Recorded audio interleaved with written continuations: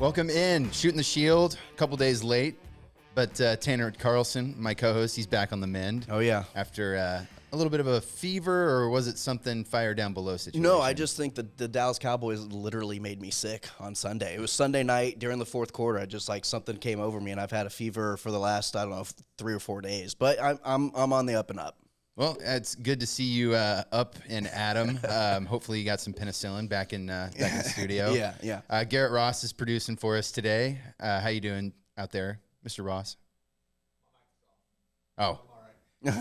He's all right. He's all right. He's all right. But yeah, we'll get into divisional round stuff. But like always, we start with the Cowboys. Just a really, really, let's run it back. Let's do it all over again. It is. It's a constant cycle for Cowboys fans, for the Dallas Cowboys as a team, as an organization, as a franchise. It just seems to be the same story over and over, and no matter how much hope you have going into it, no matter how different a situation is, 1 year the defense is struggling, so the offense is going to have to carry. 1 year the offense is struggling, so the defense is going to carry. The results have been the same for the last 2 decades, and then some. Yeah, the thing I think about a parallel is the TCU Horned Frogs. They found so many different ways to win this year, national championship game excluded. But the Cowboys, I guess they in total lost 6 games, 5 regular season, and then to the Niners here in the divisional round. But they found ways to lose. And I think this time it wasn't defense. The defense played really, really well. And, Micah Parsons was a man out there throwing McGlinchey to the ground like a rag doll. Yeah. But for some reason, Dak Prescott, he's got the exact same playoff stats as Tony Romo. 2-4 playoff record, 0-2 in divisional rounds. He's got a lot more career ahead of him, so there's a chance for him to, get his legacy on the right track. But, it just was not pretty. 206 yards, 2 picks, 1 touchdown, the gimme to Dalton Schultz. It was just disappointing. And as soon as Tony Pollard went out with his broken leg and high ankle sprain, just a gnarly injury, you just kind of had the feeling that the Cowboys were one-dimensional at that point. There was a lot of air that was let out of the offense. It just seemed like the whole sideline was just deflated at that point. Yeah, when you're one-dimensional and that one dimension that is removed is your running attack, and your quarterback is playing at his floor, you don't really have much of a chance to win. On paper, this should not have been a 7-point loss. Well, and it's not now. Yes, I am putting this game solely on Dak Prescott, right? When you get the contract that he got, when you got paid the amount of money that you got paid, and the franchise put the faith in you by giving you that contract and giving you that extension, you now have to become the player that elevates the level of play of the players around you. Yeah. And you see it with a bunch of other guys. Now there might be only 2 or 3 other quarterbacks in the entire league that have the capability of doing that. Patrick Mahomes, Joe Burrow, and then maybe a tier below. Maybe I'm not even fully committed yet that Josh Allen is that type of guy yet either, because we've yet to see him in a conference championship game. So but there are other players that have to step up. Trevon Diggs, dude, dropped an easy game, possibly a game-changing interception. Just was completely nowhere on the George Kittle catch. I don't know what he was doing or if he had his eyes closed trying to make that tackle. Kevontae Turpin on the kick return. You cut into the kicker instead of cut out to where the open field is. He had a couple of chances to break He had a couple opportunities. Michael Gallup. Hello? Where were you? I think Cowboy fans need to accept that he was never really truly healthy this year. No, and I don't think he was fully back at any point this season, but his route running has suffered tremendously. Does not get any separation from defensive backs, linebackers, safeties. It doesn't matter who's on him. He doesn't get separation. And so when you become a team that loses a weapon like Pollard, and now it is Schultz or CeeDee Lamb, you're kind of stuck. You're not getting through the number 1 defense in the NFL. You're not getting past that. That's not enough to beat them. You mentioned elevating the level of players around you. CeeDee Lamb was the one elevating Dak. True. For what it's worth. Right. Because CeeDee Lamb had 117 of Dak's, barely 200 pass yards. Right. And so, he had 10 And then catches. Schultz probably had, 75, 80 of that, of the other? He probably had a good chunk of the other amount. Yeah. Dalton Schultz really stepped it up. And, the home stretch, I think from about week 16 on, that was the highlight of his season. Yeah, he had five catches for 27 yards and the one Cowboy score on the day. But, we all thought that the Achilles heel was going to be Brett Maher, which it really looked that way early on, but it didn't end that way. He connected on field goals. It's just one of those things. He can't hit from 33. Just back him up. Get those delay of games, false start, back him up on the extra points going forward, and he'll be fine. Where do they go from here? We've already started to kind of see, linebacker coach fired, running back coach fired, offensive line coach fired. There are going to be changes positionally, and we knew the Cowboys couldn't just run this back. It's inexcusable to run it back with the same staff, with the same players. They've let 6 coaches go today, including Joe Philbin. Yeah. They're definitely shaking things up. Yesterday, Kellen Moore was in Carolina. I would find that to be a really strange hire just because he has had good games as an offensive coordinator, and he's had very bad games as an offensive coordinator. He's still a young guy. I think he needs a little bit more time to season, whether that's with the Cowboys or another team. I don't think he's ready for a head coaching position, but that's getting a little bit off topic. That's just my personal take. But, in terms of and I know we're going to get to it. I know we're going to get into draft talk and things like that and off-season moves, but where to you in terms of all the losses this season, where do the Cowboys need to improve upon? Where was the weak point? The weak point was that they didn't really have, for most of the season, they didn't have a number 2 receiving option. They took them a while to figure out that Tony Pollard, it was truly his backfield, and now he's free agency looming. They might franchise tag him, but they've still got to pay a lot of money to Ezekiel Elliott if they want to keep him on the roster. He has come out and said that he would be willing to take a pay cut because I guess he knows that he took a step back this year. But it'd be really, really interesting to see if they even want to bring Zeke back. Yeah, I don't really care. It's gotten to a point now where the Dallas Cowboys, they have always been a franchise that have been loyal to their draft picks. If they draft them, it's their guys. It's got to get to a point to where, okay, look, Zeke, you are at the end of your prime. You don't have a lot left. You're taking way too much chunk out of us. I don't care about a restructure. I'm sorry, but your time here in Dallas is done. Cut ties with them. A guy like DeMarcus Lawrence, a guy like Tyron Smith. Just because you're loyal to these players and they've done good things for you, you have been overall mediocre as a team with those tenured guys as leaders in the locker room. It's time for guys like Michael Parsons, Trevon Diggs. It's Dak Prescott's locker room. You have plenty of leaders in this locker room. So if you're talking about, they're team captains, they have a voice in the locker room. Yeah, well, these other guys do too. It's okay to let some of the guys at the tail end of their prime to go ahead and walk and reload that way. Yeah. I think interior defensive line could definitely use a touch-up. And they're going to have 22 impending unrestricted free agents this year. And so, all their problems aside, they've got decisions to make in this offseason. And so it'll just be really interesting to see how it shakes out. But they lost to what ultimately was a better team, even with Brock Purdy at the helm. They didn't take advantage of the very few mistakes that he made. And the Cowboys, once again, find themselves not in the NFC title game, not playing for a Super Bowl. There's always next year. Cowboy fans. That's how it is. Garrett's not mic'd up, but he, as a Commanders fan, he's probably nauseated by every Cowboy fan in the world who just thinks every year it's going to be our year because we're America's team. That's what Cowboy fans say. It's thoroughly annoying. Yeah. Thoroughly annoying. And the thing, I don't truly believe that it's the Cowboys' year. And I'll be honest with you, this game to me was huge for Dak Prescott's future as a Dallas Cowboy. I think it solidified the fact of they're stuck with him for at least another year or 2. It could be 2 years, but at a minimum for next season, right? Yes. He's going to be the quarterback next year. Stop getting it in your head.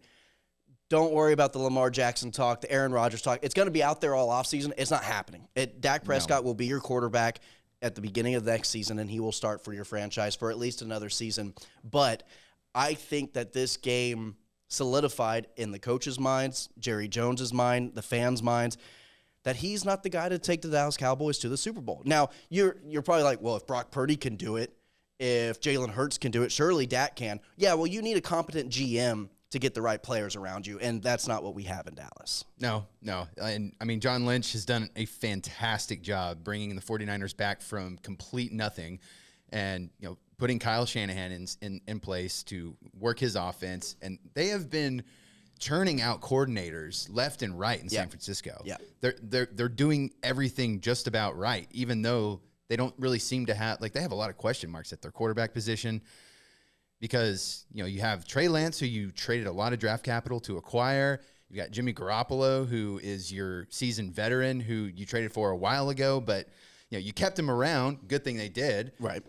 But his future is definitely uncertain with San Francisco. I think he might be a candidate to, go to the Colts or the Jets at some point in the near future. But you've got this kid, Brock Purdy, who has not lost a game yet. If he goes and wins a Super Bowl, who's the 49ers quarterback next year? It's got to be Brock Purdy. At least give him a shot to start a season off, get him through 4 weeks of the season. If he starts off 1-3, okay, maybe it was just they were hot at the right time. It just was a thing of destiny, maybe. And you look at your other options in a Trey Lance or if you got Jimmy as your backup again, who knows what your quarterback situation looks like. But yeah, if he wins it all, I think even now he deserves a good chance to start at the beginning of next season, despite if he wins or loses this weekend. But I want to go back to the 49ers and the Philadelphia Eagles. Back in 2017, the Philadelphia Eagles won a Super Bowl with a backup quarterback and a different head coach than what they currently have right now. Yes. And they went through a complete rebuild and got back to an NFC championship and a possible Super Bowl before Dallas has even achieved that through 20 some odd years. Yeah. That is a testament to their front office. And I hate giving the Philadelphia Eagles that much credit, but that's a testament to front office and team management at the upper level. Same thing with the San Francisco 49ers. Saw a Super Bowl with Kaepernick, Patrick Willis, Navarro Bowman, all those, Frank Gore, all the guys that they had on that Super Bowl team that lost to the Baltimore Ravens, but that was 2013, whatever it was. They have rebuilt. They have now had to completely shuffle the coaching staff, completely shuffle the roster, and now look where they're at again before Dallas even reaches an NFC championship game. That goes to the testament of a GM and a competent ownership. Yeah. It's a copycat league, so why not take a look, even if you're unwilling in Dallas to, relinquish any kind of power or reins, just take a look at what some of the successful teams in the NFL are doing and, take note. And take note of the the status of the city of Philadelphia this week, because win or lose, it is going to burn down, because that's just what they do in Philly. That's what they do. Let's speaking of Philly, they destroyed the Giants to nobody's real surprise. It was just a bloodbath. And do we really need to talk about this one all that much? Go ahead. Yeah. I mean, you're right. It was an ugly game. Philly looked like the number one seed over the Giants. The Giants did not show up. And I think even if the Giants did play their absolute best game that they played all season, they would have lost this game. Yeah. I don't think that they would have won, even if they played their best. Philly plays average. Philly would have had to literally give them the game to win this one. Yeah, it would have had to have been Jalen Hurts had to have been injured or just not playing. And it's just, if you're a Giants fan, though, you can exhale a little bit, because I think it's a huge successful season for the first time, for the first coach since Tom Coughlin, they finally got their guy. They've been through Ben McAdoo, Pat Shurmur, Joe Judge. It has been a really, really bumpy road on the ride to a good head coach, and they've got the Dayballs man at the helm. He's finally injected a little bit of life, and the way that they went out this year, they don't really have to worry about.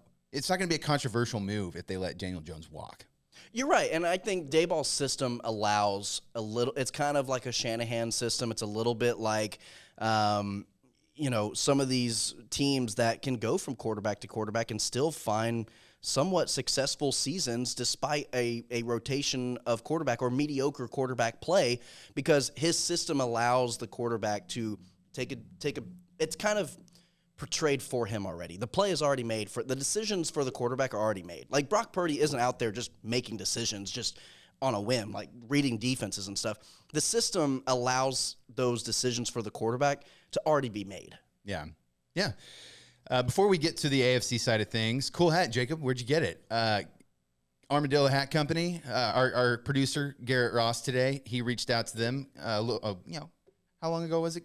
About a week ago. About a week ago, and they came back with a bunch of swag, and it was just a beautiful thing. They gave us some hats and some stickers. Garrett, he came in and said, "I saw this sticker, and I knew it was Jacob because it was a Texas sticker that said where men are still men." There you go. All right, Armadillo Hat Company. Just a quick little shout out, little plug right there. But yeah, another game. Let's just go to the next one that was a little ho hum and not what people were expecting to be ho hum, which was Cincinnati and Buffalo. I just think Joe Burrow is on another level right now. Yeah, and he's dialed in. He is dialed in. He's laser focused, and it's not just now. I mean, the entire season. Yes, they struggled at the beginning of the season. You have about a month to kind of get your crap together in the NFL, right? As long as you don't start off like 0-4, if you're 1-3, even with the amount of games that they now have in the regular season to catch up, yeah. As long as you kind of use that first month to kind of just. It doesn't even have to be the first month. Jacksonville was 2-6 at one point this year. Look at the Lions. The Lions were 1-6 and ended up having a push for the playoffs. And so, as long as you kind of get it together, but it was week 5? I think Cincy has lost 1-2 games since week 5. Yeah, and no they've one been talked, on an absolute tear. And no one talked about them. Everyone talked about San Fran because they were going through 3 different quarterbacks. Everyone was talking about Detroit. Everyone was talking about Jacksonville.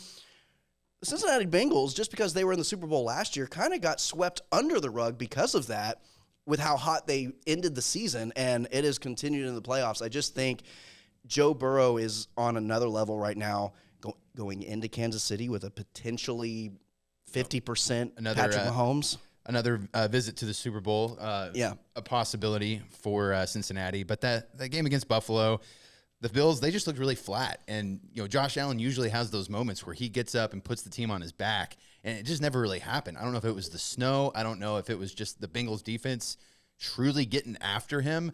But it was just really, really strange to see. It was a slow start. It was 17-0 to start the game, 14-0, something along those lines. Something along those lines. But it was really bizarre because I've never seen that Bills defense with Josh Allen fully healthy, just really, really go stagnant. And it was really odd to see. But like you said, Joe Burrow, he's dialed in, and Garrett Ross is hot and bothered, our resident LSU fan. And so do we think that Josh Allen has gotten more praise for doing less? What has he truly done in terms of wins and losses, other than getting a really bad franchise like the Buffalo Bills, turn them around into a powerhouse within their conference? But in terms of playoff wins, when is he going to start getting scrutiny about playoff wins? I mean, I think it's going to start this offseason, because last year it was not really time to start going after Josh Allen because of the way they lost to the Chiefs in the playoffs. Yeah. And it was really, really debatable on whether or not they should have even won the that refs game. got involved with that one. But this was, hands down, the Bengals came out. They were the better team on this Without day. a doubt. And I had the Bills picked. I was wrong. I thought DeMar Hamlin magic was, sprinkled over the city of Buffalo. And I was kind of pulling for them to win the entire thing. And so was Emery, if you remember that. Mm-hmm. His dreams have been dashed. I was the lone wolf with the Bengals pick. Yeah, you douche. But yeah, we're going to get into an interview with Kyle Youmans here in just a little bit. But before we do, how about we just, get the Jaguars-Chiefs game out of the way? Yeah, Jaguars-Chiefs. I thought it was one of the ballsier performances that we've seen from a star quarterback. Yeah. I mean, to have a high ankle sprain, not even really miss a play, to go back out there and to finish that drive, get looked at, come back into the game, finish the game, win the game, lead your team to an AFC championship game at home. A lot of people get really tired of Patrick Mahomes. They're kind of just fatigued with the Chiefs in general right now. They're kind of like the Golden State Warriors. It's like, okay, yeah. Or the Tom Brady or the Tom Patriots. Brady. Right. And you're just kind of fatigued with how good they are and how good Patrick Mahomes is. But when I see a performance like that from an individual player, I have nothing but respect for a guy, especially at the quarterback position, which has become kind of a diva position with the roughing the passer rules, and you get a fingernail on your face mask, it's a flag. Like, there's a lot to not like about the quarterback position right now and how soft they've gotten. That was one of the more hardcore, games that I've seen from a quarterback in a long time. Yeah, that was him, like, literally putting the team on his injured ankle and willing them to a win. Like, that was a team that they were much better than, but everyone was wondering, wow, do the Jaguars have a chance to actually win this game? And the Jaguars continually throughout the season had fourth quarter comebacks, second half comebacks. I mean, we saw it in the round before against the Chargers. You know, like, this game at any point was never really over, especially with the injury with Patrick Mahomes. Yeah. Let's get into more of the Cowboys and the rest of the NFL with Kyle Youmans, who is a pre and post game host for the Dallas Cowboys, works for DallasCowboys.com. Here is our interview with Kyle Youmans. All right, welcome into Shootin the Shield. We have a very special guest on today's episode. We have Kyle Youmans, pre and post game host for the Dallas Cowboys. Kyle, thank you for coming on with us today. Of course, guys. Appreciate you having me. And, of course, down in my hometown of Waco, I'm a proud Midway graduate. So glad to be back with you guys. Yeah, I'm a Riker grad, so I guess we got no beef there. But let's just get into it with the Cowboys. Rip the Band-Aid. I'm sure that you are excited to keep talking about it all week. But what do you think of that loss to the 49ers last week? Yeah, it's disappointing, I think. And that's the fact of the matter with this whole organization right now is they feel like it was a missed opportunity for the second straight year. You have the core of your football team in a good spot. You have a lot of health. And yeah, you dealt with more injuries this year than I think you did last year. But you had the majority of your guys ready to go for a playoff push. And you won the first game against Tampa Bay. That was awesome. I think getting a win there was a huge plus for not only the organization, but for the coaching staff too, of knowing exactly what you have moving into the off season in terms of your coaching staff and what types of moves you need to make there. But also it was just a weight lifted off your shoulder at first that you thought could have led to more, and it didn't. And I think that's what's really the biggest letdown of this whole situation is that you felt like there were options, you felt like there were opportunity there, but ultimately it didn't come to fruition because you weren't able to take care of the football. Your defense did your job, but your offense couldn't move it, and it led to a loss against a really good 49ers bunch. And it seems like, we've been talking about the game itself with San Fran, and we can go back and forth on what plays changed what part of the game or this, that, and the other. But it looks like the Cowboys and Jerry Jones is already moving in the direction of some coaching changes. I mean, we've already seen a handful of coaches, six let go. And then we've seen Kellen Moore attached to the Carolina Panthers, whom they've just announced that they're putting Frank Reich as their head coach. And so Kellen is kind of in limbo in terms of his future or if he's staying or going. What is the sense? What are you feeling there at the Star? Kind of give us a little inside scoop on anything in terms of, personnel changes. Yeah, I don't know if that's the last personnel change we're going to see. I think there's a chance that more could come. I'm a little shocked at some of the guys they decided not to renew their contract, like George Edwards, who had been a force on that defense and was really kind of a right-hand man to Dan Quinn throughout his time here. Then Skip Pete. I mean, when you look at the running back room, he was, of course, the running back coach. Who didn't have a great year outside of Ezekiel Elliott? Malik Davis showed some spurt.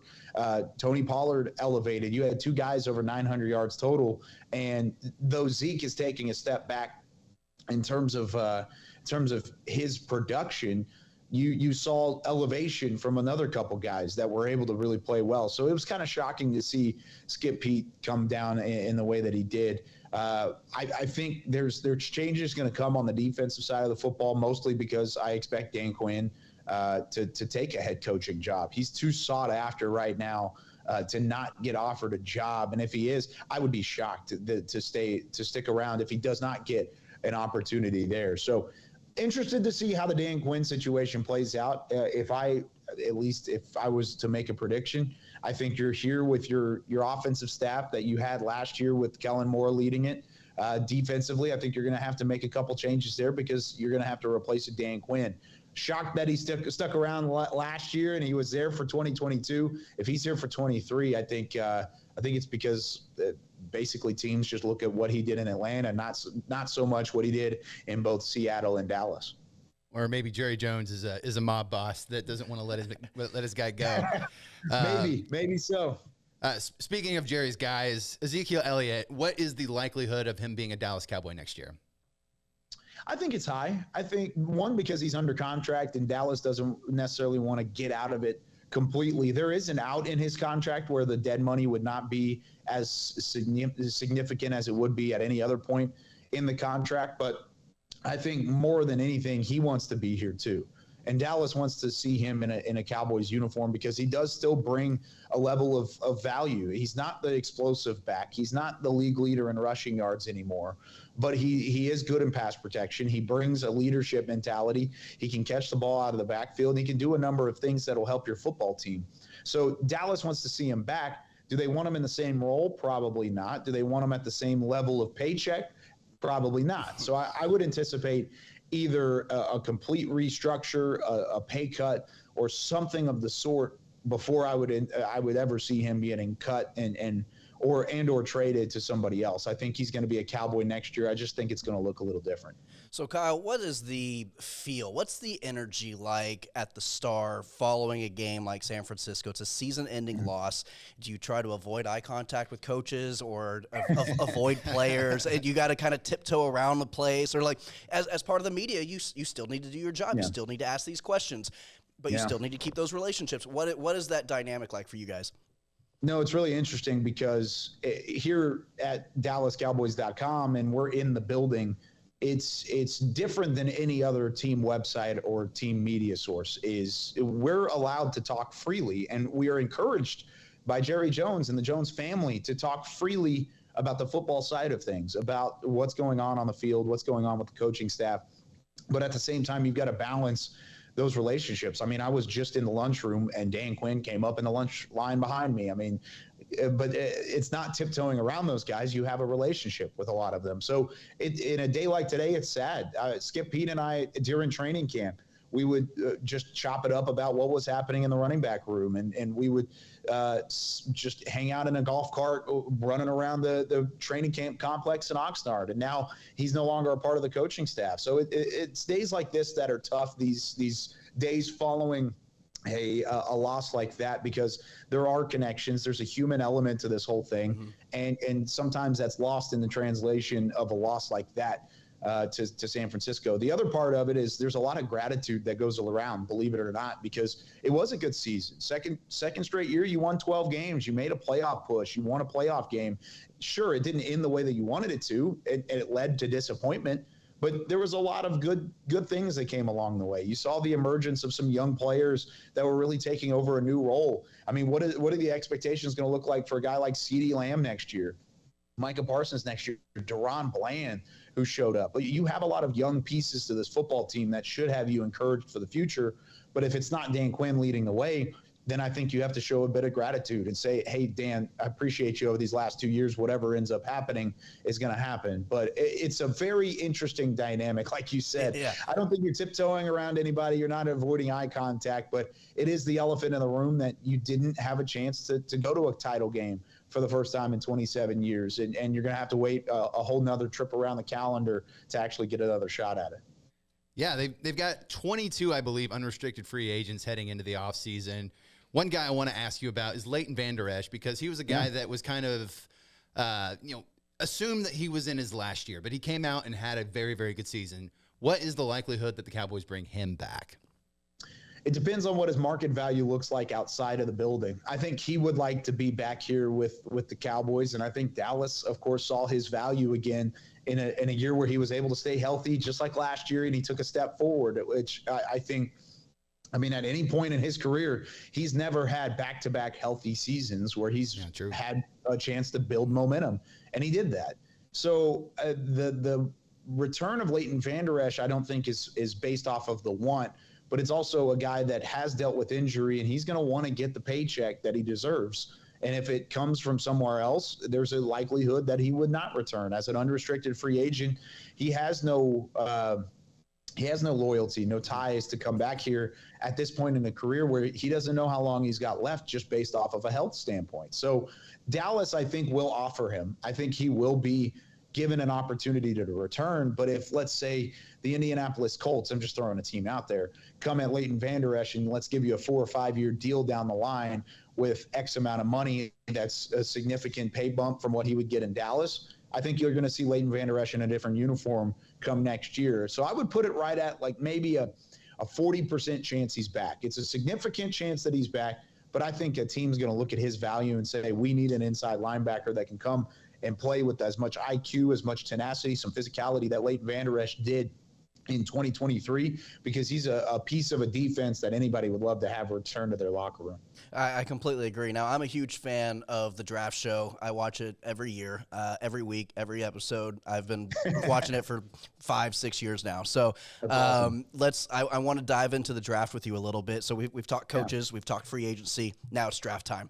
Mel Kiper obviously broke the internet with his projected pick with Bijan Robinson to the Dallas Cowboys in the first round. Now, there's a huge Twitter war.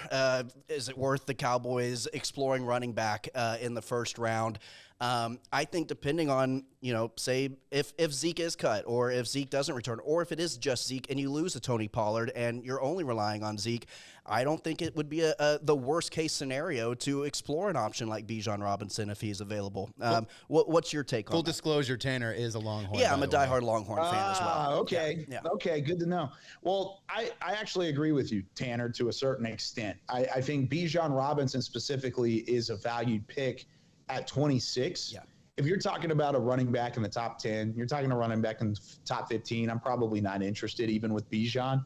But if you're sitting at 26 and he continues to slip down that board and it gets to 26 and you've got, all right, Bijan Robinson, who's going to add a different element to your offense, also dependent on what happens with Tony Pollard and Zeke. Mm-hmm. If Pollard's not back, I think you explore getting a running back at some point in the draft.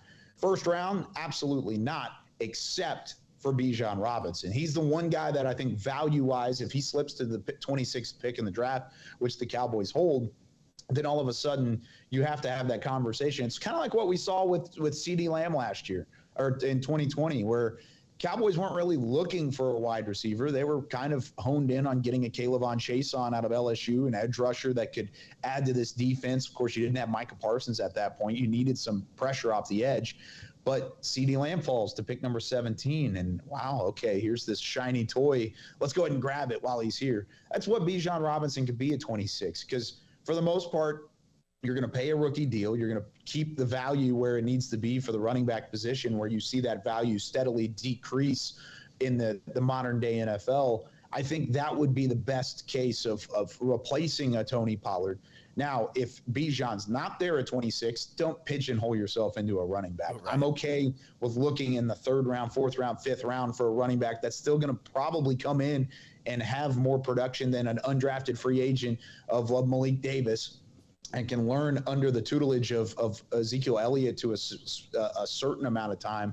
I think there's ways that you can attack the running back position without actually using a first-round pick to do so. But if it's Bijan, if it's Bijan and he falls to 26, I would certainly think that would be a topic of conversation in the war room. No, I think Bijan is the lone exception at running back in the first round for any team. I don't think that there is any team at any spot there's a running back that should even be considered a first rounder. There's going to be guys that'll pop up. There's going to be some of these other running backs that the names will rise and somebody will throw it out there, like a Jahmyr Gibbs from Alabama or an A-Chain from Texas A&M, Zach Evans from Ole Miss. I mean, there are guys that will see their name get thrown into that pot of first-round potentials, but I think Bijan's kind of the go-to solidified guy that would be a first-round pick.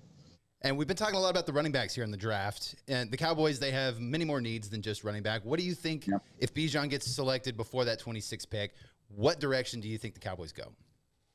Man, it's so early. And also, you don't know what your roster is going to look like from a free agency standpoint yet. I think the early needs are cornerback, linebacker, and probably wide receiver. Those are the three, I think, biggest needs right now. And we've talked about that a little bit on the draft show already. We hit corners and wide receivers really tough in that first episode. And then with the one we recorded this morning, we talked a lot about linebackers. And those are the three needs without knowing what happens in free agency that I think you would want to hit from a Cowboys standpoint to try and cover your bases there. Because corner, you were exceptionally thin whenever Anthony Brown and Jordan Lewis went down.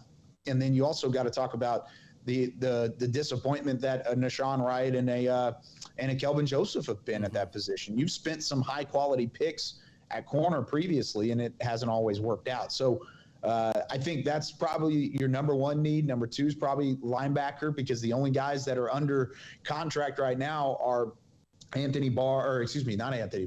Damone Clark, Jabril Cox, and Devin Harper. Those are your three guys that were on your active roster that are technically linebackers. I know Micah Parsons has got an LB next to his name, but he's more of an edge rusher than anything. But those are the three linebackers you've got on under contract right now. So that's a huge need as well. And then wide receiver, just something to help out Dak Prescott, I think would be a huge plus out of the draft. Do you have a guy, just top of your mind? I know you may not have gotten really deep into actually watching a lot of these prospects or anything like that, but do you have a pet cat from the college football season that you're like, man, I would love to see him? Who's got you hot and bothered? Yeah, just from the college football regular season that you just enjoy watching. Okay, so you said you watch all of the draft show. Did you watch our show yesterday? No, I did not. Oh, no, okay. Calling you out. I'm wondering because I gave my pet cat yesterday. Oh, and it's a okay. Texas guy. Gotcha. It's a Longhorn, and it's D. Overshone, Yeah. the linebacker who. Holy crap! You guys need to get a room, don't you? Just saying. I mean, hey, Yeah. that's the thing. I'm not even a Texas guy. That's the problem. Right. My grandpa, who actually is a teacher at Riker that you mentioned earlier, he's a huge Texas guy. So the thing about Overshone is he's a big-bodied linebacker, 225 pounds. He's got some length. He's got size. He's athletic as heck. I mean, he can run. He's got great footwork and coverage because he used to play defensive back. He was kind of a safety corner guy in the early days of his career. And then he turned into this big-bodied linebacker who can cover tight ends. He can even get in the slot a little bit. I think his versatility will be a lot of fun later in the draft. Now, there are pieces to his game that I would like to see. He's not a consistent tackler. He's not as physical coming downhill as I would really like. But I think those are parts of his game that can grow. Would he come in and play an impact early? Absolutely. Would he be a game changer at the second level? Probably not until the second, third, fourth years in his NFL career. So I think he fits right around that top 100 mark, maybe like 70 to 95, and the Cowboys have a pick in there. They may have a couple of comp picks. They're probably going to pick up 3 compensatory picks at some point whenever they announce those in March. And you can maybe trade up to get closer to getting a guy like Overshone and have some fun with that. So that's my early pet cat, but I'm not even talking like first round guys. The first round guys, I'm still trying to stack my board at the moment. It's so early on, but at least in terms of a value guy, I think that's one of the guys that has traits, that has some potential that you could maybe see slipping into that top 100. And if it's in the right vicinity for the Cowboys, they could use a coverage linebacker. And I think that would be a whole lot of fun. Kyle Youmans. Follow him on Twitter at Kyle_Youmans. Listen to Talking Cowboys and the Draft Show after you're done with this interview right here. Yep. From the Paul Catalina School of Broadcasting, Kyle, thank you. Thank you for joining us today. Absolutely, guys. Paul, Smokey, Craig, everybody there. You guys do a great job. Thanks for having me. Of course. This has been Kyle Youmans on Shootin the Shield, powered by 365 Sports on our NFL and Cowboys channels. We will bring you back to our regularly scheduled programming. Just get into some of the NFL draft talk ourselves. After talking to Kyle, Cowboys have their draft position set. Who do you think the Cowboys are going to take this year? Who I think they're going to take, I would think that they would want to focus in on, first of all, I'm a true believer of BPA, best player available. Yes, that's how they ended up with CeeDee Lamb. Right, and so with Micah Parsons. And if it becomes best player available plus a positional of need, 2-for-1 deal, But I do think that they really need a wide receiver. I'm extremely interested at the running back position this year. I think that is going to be a huge storyline for the Cowboys all offseason. Do you get outbid for Tony Pollard in free agency? Is there a possibility of overpaying for Tony Pollard? And you're like, I just don't know if he's worth that price.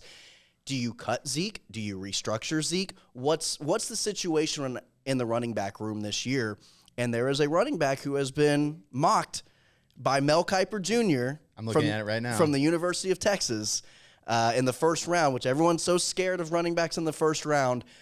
I do think that it wouldn't be a bad case scenario depending what happens in the offseason. Now, if you're coming back into the season with Tony Pollard and Ezekiel Elliott, probably not. But if those two are gone and you've got Malik Davis as your number one running back going into the draft, you have to look at Bijan Robinson and say, if he's sitting there at 26, to pull the trigger. Yeah, I mean, you're just so hot and bothered right now. We were talking about Joe Burrow, and Garrett was feeling something in his undercarriage, and now it's you. Oh, yeah, I get really the flustered. LSU fan, we got a Texas fan right here. Yeah. But I'll tell you right now, it'd be really exciting to see Bijan Robinson get drafted by the Dallas Cowboys. And if they do, I would imagine that they let Tony Pollard walk because I think somebody else will probably be willing to pay him more than he is worth. Mm-hmm. And I'm saying he's worth quite a bit because he's a great player. But I think with Zeke saying that he is willing to take a pay cut and the fact that, they're in this position where Bijan could be available, I think that it would be a very, very good fit. And, Tony Pollard, the Cowboys are already dealing with a running back in Zeke that they overpaid. I don't know if they want to do that again.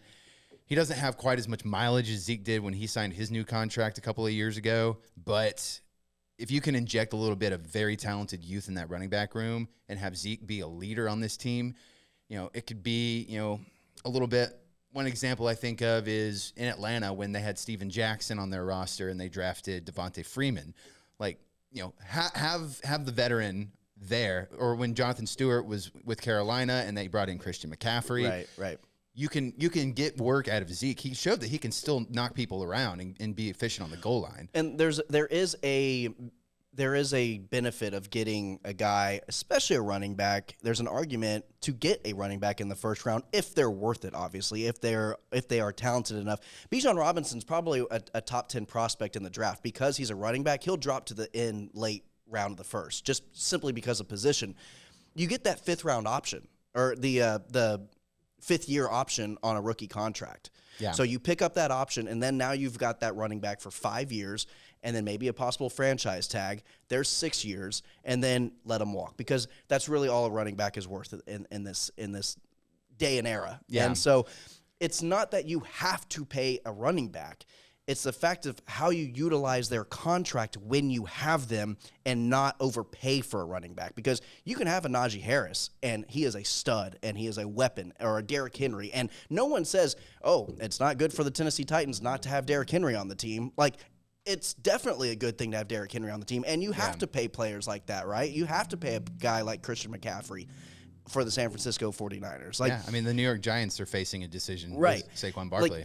Like, they're great players, and they are vital to your team's success to have a running game. However, are they worth the amount of money that you're going to pay them? So I think you have to kind of finagle the contract in such a way to where it works for the value that you're getting out of that player. And that's where running back starts coming in and like, no, I'm sitting out. You're not going to franchise me. No, I'm not playing on a 5th year option. And so you just kind of have to work with that. Yeah, absolutely. But sitting at number 1 are the Chicago Bears. Ooh. They have a big decision with quarterback. They have an opportunity to do something right now that hasn't happened since 1996, I believe.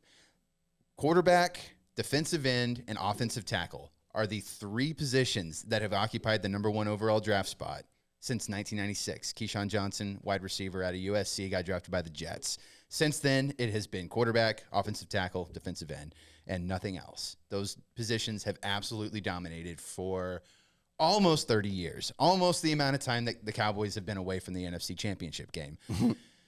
That's beside the point. Yeah. But with this pick, they could take Will Anderson, but he's not really best player available. No. They could. There's not really any offensive tackles that are projected really to go up that high, and they don't need a quarterback. No.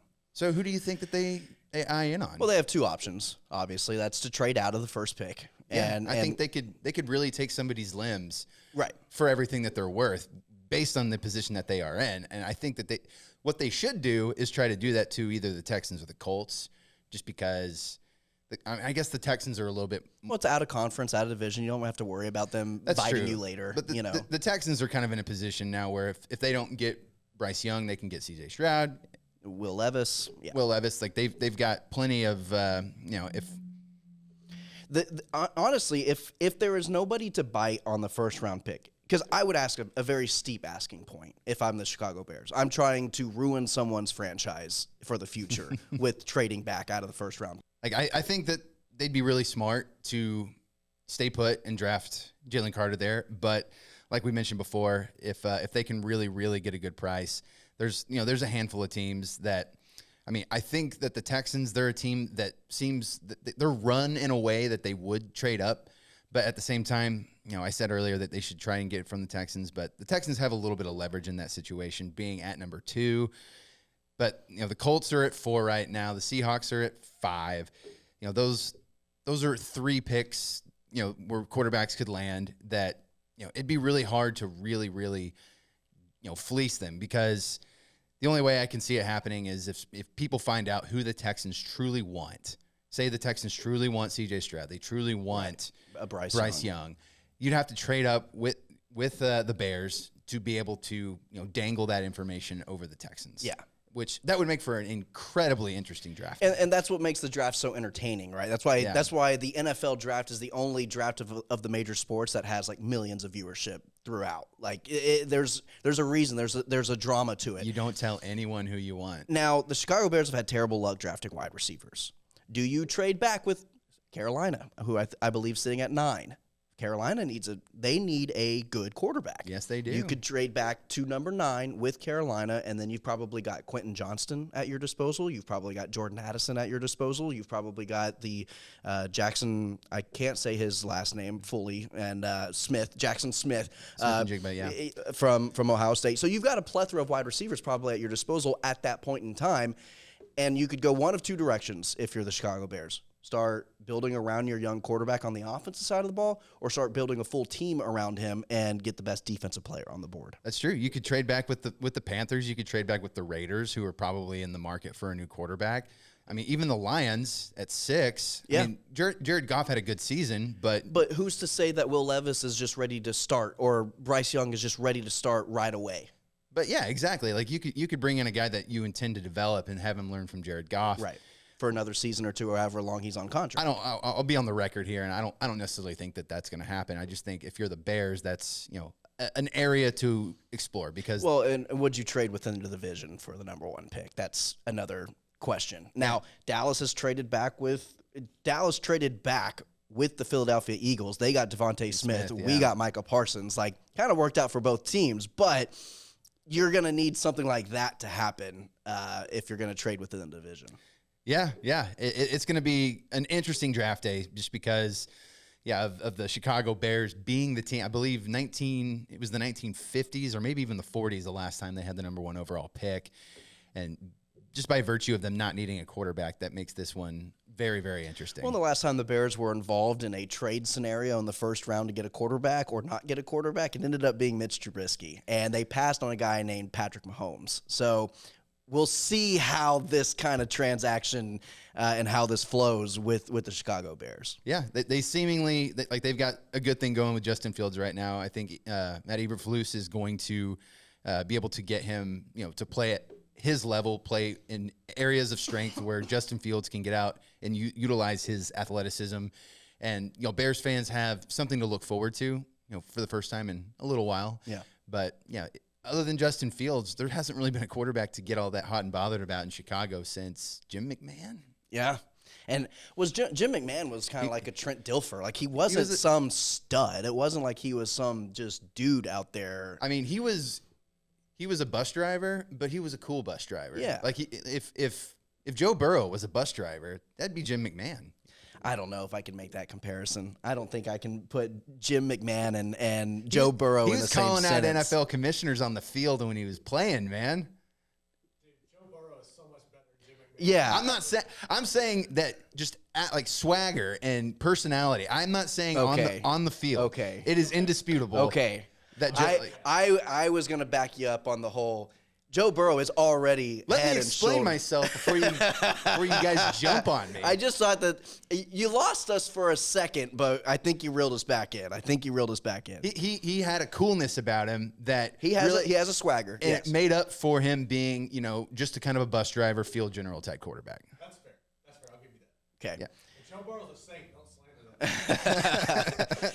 Have y'all seen the amount of memes? Don't tell me who you like because I'm going to use that information to pick on you. Yeah, the amount of memes that have been used about Joe Burrow stealing your girl. Like, have y'all seen that? It's a whole list of things now. It's like if you see your girlfriend's search history on Google and it says who's number 9 on the Bengals, Joe Burrow might be stealing your girlfriend. There's all sorts of different. Or like if your girlfriend thinks, or if she asks you one random Sunday, hey, when do the Bengals play? Joe Burrow has stolen your girlfriend. Yeah, it's a great thing going online right now. I love it. Yeah, I don't know if I want to go to Cincinnati now. But No, yeah, I may never visit Ohio. Yeah. But that being said, speaking of the Bengals, why don't we hop into our conference championship game picks? And we actually genuinely had some differing opinion here.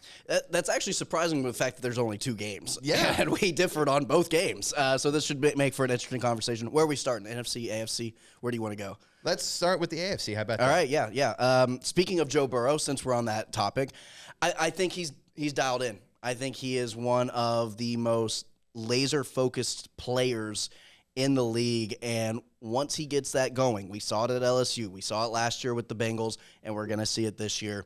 He's going to go into Burrowhead, and he is going to dominate. He's not just stealing your girl, he's stealing your stadium, Kansas City. He's stealing the stadium in Burrowhead, and he's going to beat Patrick Mahomes and the Kansas City Chiefs in Burrowhead for what, the 4th straight time? He's going to be 4-0 against that team.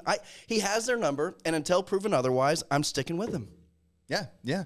And I'm going with the Chiefs simply because of everything we talked about with Patrick Mahomes. Like, he has found every single way to pull the rabbit out of the hat and get a win. Even with hurt ankle, he loses Tyreek Hill to the Dolphins this past offseason. Brings in new weapons that he's not familiar with, finds a way to elevate their game. We all thought that Juju Smith-Schuster, Marquez Valdez-Scantling, they were kind of afterthoughts. I mean, these hyphenated name guys, they were okay at the end of their time with the Steelers and Packers, respectfully. But he brought those guys to another level that they haven't been to in quite some time, maybe ever. And I think that Travis Kelce is just absolutely kind of flying under the radar for a guy who's playing out of his freaking mind. Yeah. And they're at home. And I don't think that the Bengals, yes, they've had his number in Kansas City there for, the past, 2-3 years now. I think the buck stops here. I think that the Chiefs get it together. And I think Andy Reid has a little bit of motivation because of what he might face in the Super Bowl. Oh, interesting take. I like where you're teasing that. 47 over under. What do you think about? I would love if it wasn't for Patrick Mahomes' questionable ankle, I would be smashing that over with all the confidence in the world. If I'm a betting man, I'm still doing it because life is too freaking short to bet the under. You're right. And it's the Kansas City Chiefs and the high-scoring Joe Burrow-led Cincinnati Bengals. Yeah. There should be no shortage of points. And I also would like to place a bet not knowing what the uniforms are going to be, but I'd like to see Kansas City all red, and I'd like to see the Cincinnati Bengal white helmets with the all white and just go iced out into Arrowhead. Siegfried and Roy, let's do it. I'd love to see that.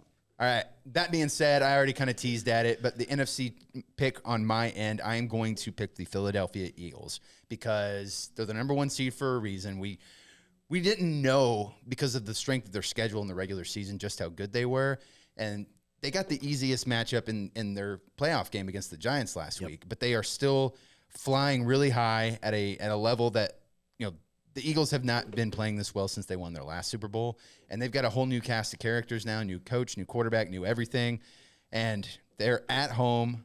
I think that they are going to be able to capitalize on whatever mistakes Brock Purdy might make that the Cowboys could not. I think the Eagles fly. I think they go to the Super Bowl. Yeah, either pick for me saying so-and-so, insert name here from the NFC side of things. If I say that, it's going to hurt. It stings a little bit. Yeah, because, these are 2 Cowboy rivals, but I'm looking forward to an Andy Reid revenge game narrative. I like that. In the Super Bowl, that would just make it all the more sweet. Yeah. And I don't want to give away a Super Bowl pick before the teams are actually set, but I would love to see Andy Reid go against his old team because the Eagles for the better part of a decade are looking at what could have been. Yeah, and that's a great narrative. It's a great storyline you've developed in your head, but unfortunately it's not going to happen because I've got the San Francisco 49ers winning this game, and I'm going to ride if we're going storylines here, Mr. Irrelevant, Brock Purdy, third-string quarterback, rookie, coming out of Iowa State and leading a team to a Super Bowl, putting the franchise not necessarily on his back. I'd say he's carrying his own weight, though, and using the weapons like Debo and George Kittle and McCaffrey, and then that solid defense. I think that defense, I don't think Philadelphia has played a defense as strong as the 49ers defense in their front seven. So I think the RPO style offense, the system that they run with the front seven and the speed that we see sideline to sideline with San Francisco is really going to hamper the abilities of Jalen Hurts scrambling around, and I think they're going to shut down the run game. And when the Philadelphia Eagles don't have a reliable run game, they typically struggle in the passing game. They've won games where Miles Sanders has been irrelevant, and they still have the running ability of Jalen Hurts. He's right, arguably the best dual threat quarterback the NFL had this year.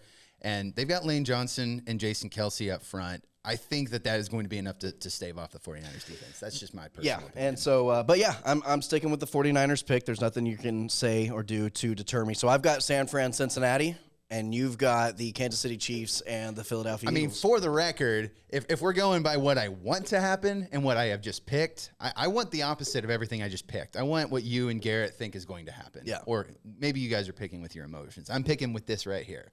I pick with this, not this. I have picked, so this was the AFC, this was the NFC, if I have to admit. Like, I'm just not going to put Philly in the Super. I'm just not going to do it. I'm not going to go on record and say Philly. But I will tell you this, though. I said before the playoffs even started, going into the playoffs, I said Niners in the Super Bowl no matter what. I mean, spin zone, though, isn't it better to see your enemies fall from higher? Maybe, but San Fran's still an enemy. Like, I still hate I think I almost am at a point where I hate San Fran even more than Philly just because of the last two seasons, the way it has ended for the Dallas Cowboys. Yeah. We've got all kinds of crazy thoughts going on in our heads. But any final thoughts before we take it out for the week? I think it's going to be two good games. I think actually the San Francisco-Philly game, I think, is going to be a little ugly. I think we're going to see some mistakes. I don't think we're going to see the best football. It's not going to be high scoring. In fact, I would take the under on whatever that under was. I don't even think I looked at the over-under, but I would take the under because I think it's going to be two very good defensive teams trying to fill each other out. I think Cincinnati, Kansas City, that is going to start off with fireworks. It's going to end with fireworks. I'm hoping for a Buffalo Bills, Kansas City type game from last year's divisional round. I really think that the Cincinnati Bengals and Kansas City Chiefs game might determine who wins the Super Bowl. Yeah, you're very right. You're very right. The 49ers and Eagles NFC Championship game, that is on Sunday at 2. Bengals Chiefs AFC Championship game is on Sunday at 5:30. All right, for Tanner Carlson, Garrett Ross, I'm Jacob Wilson. Thank you to Kyle Youmans. This has been another episode of Shootin the Shield. Enjoy your week of football.